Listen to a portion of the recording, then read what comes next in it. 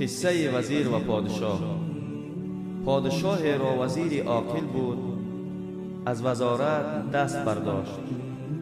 پادشاه از دیگر وزیران پرسید که وزیر عاقل کجاست؟ گفتند از وزارت دست برداشته است و به عبادت خدا مشغول است.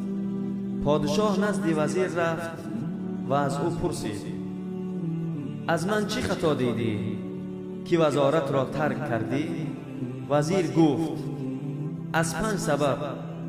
یکم آن که تو همیشه نشسته بودی و من حضور تو راست می ایستادم.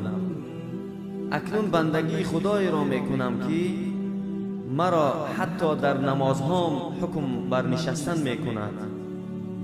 دوم آن که تو طعام می خوردی و من نگاه می کردم. اکنون رزاق پیدا کردم که او نمی خورد و مرا می خوراند. سوم آن که تو خواب می کردی و من پاسبانی می کردم.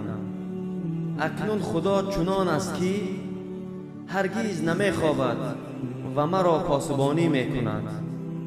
چهارم آن که می ترسیدم اگر تو بمیری مرا از دشمنانت آسیب برسد.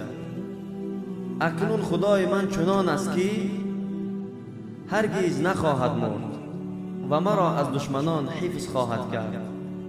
پنجم، می ترسیدم که اگر گناه از من سرزند عفوم نکنی. اکنون خدای من چنان رحیم است که گناهانم را می بخشد. خدایا ما را یک لحظه به حال خود وا نگذار. آمین. این ویدیو را نشر کنید، شاید که به سبب یک نشر شما در دل کسی تأثیر کند و در ثواب شریک شوید.